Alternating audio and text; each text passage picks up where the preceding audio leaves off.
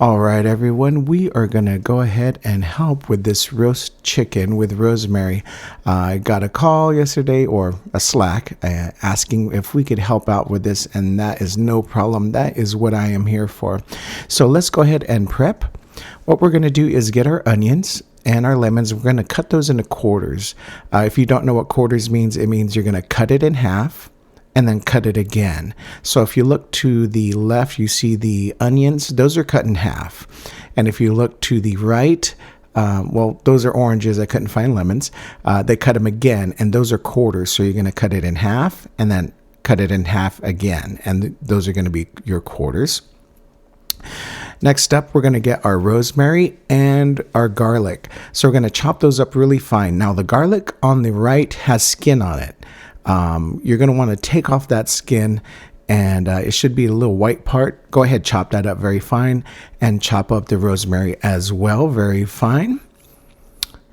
And next, we're going to preheat the oven to 350 degrees. We still have some things to do before we actually use the oven, so this will give you enough time to preheat that oven and make sure it's nice and ready when we are ready to insert our chicken. So next up, we're going to rub 4 tablespoons of vegetable oil on the chicken. So you should have a tablespoon, measuring little spoon in your drawers. If you don't, let us know. But there's a difference. There's tablespoon and teaspoon. The tablespoon is called, you could see it spelled there, TBSP. So you definitely want to use that one. And you're just going to get 4 of those, rub it all over the chicken, make sure you're getting under the chicken, around the chicken's different parts, and it's all oiled up and ready to go, because that's what's going to make it brown and crispy. So we definitely want to make sure that it's all covered. Next, after that, we're going to get some salt and pepper. Now, it doesn't have an exact measurement on this. Use discretion, or, use your best judgment. You don't want a whole bunch of salt and a whole bunch of pepper. You just want to lightly coat it. You don't want to put a lot of salt or a lot of pepper. Just use your judgment, coat it very finely, just enough to season it and give it some, some flavor. Next up, we have, everything that we just cut, our lemon quarters, our onion quarters, our chopped garlic, and the rosemary. And what we're going to do is mix those together in a bowl. I saw the directions on there. It really doesn't say to mix it together, but I think in order for everything to combine evenly, you're going to have to mix everything in a bowl. So go ahead and get a bowl, mix all those things up nice, and, get them ready and coated. And after that, we're going to combine that mixture and put it in the chicken. So I know it's kind of obvious, but in case you don't know, we're going to stuff the mixture in this hole right here. I don't think you can stick it anywhere else. So, but just in case you needed to know. So next up, we're going to get to cooking. So we're going to place that chicken in a pan and cook it for 2 hours. So if dinner's at 5 o'clock, we're going to want to have this ready to go and put in the oven at 3 o'clock. So if you need time to prep, start doing it about 2:30.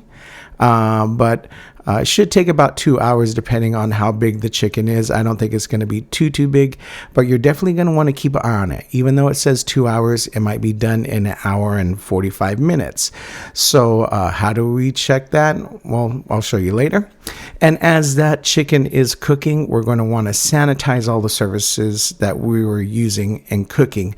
So chicken does, can have salmonella. And what you're going to do is, make sure your hands are washed. Anything that you've touched while preparing the chicken, you're going to want to make sure that everything is sanitized, because if it comes in contact with something else, like maybe you're putting dishes on there or maybe handling residents' food, it can get them sick. They can get nauseated, diarrhea, all that stuff. So make sure just to sanitize everything after you're done working with the chicken. All right, so we're cooking here. After 2 hours, we're going to use that thermometer that I gave you last week, the food thermometer, and we're going to check the temperature of the chicken. So this is, chicken, and it needs to be a certain temperature.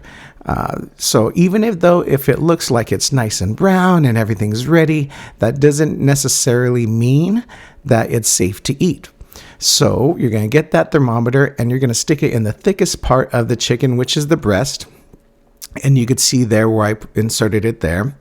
You're also going to want to insert it near the legs. Those are also thick parts. And that temperature should be 165 degrees. Once you remember, when you're using it, you're going to stick it in, wait for the needle to stop moving, and that's going to be the correct temperature, okay? But again, 165 is the desired temperature that we need to make sure that it is safe for our residents to eat. Well, now that it's cooked, we have to cut it up. So how do we do that? Some people are saying, well, where are we cutting it? We're going to cut here in the middle. So let's take the chicken from top. There's a bone in the middle of the chicken. You're going to want to cut on either side of that. And you're going to cut the meat away from the ribs and everything like that. Set those aside. You're also going to cut right there in between the breast and the legs. Those will give you your drumsticks and your thighs. Now, if any resident requests dark meat means the drumsticks and thighs. If they want white meat, that is just the breast. Some residents might even want the wings, to each their own. So you could just cut the wings right where the joints are. So if you have any questions, I'm sending this out right now early in the morning so you can review it over and over. I will also put it on the training videos. If you go on YouTube to the WellPoint channel, you will see it under training videos. So just go in there. If you want to see it on the big TV, you're more than welcome. Alrighty. Well, we will see you soon. Have fun cooking this, and I know it's going to turn out great. All right. Bye.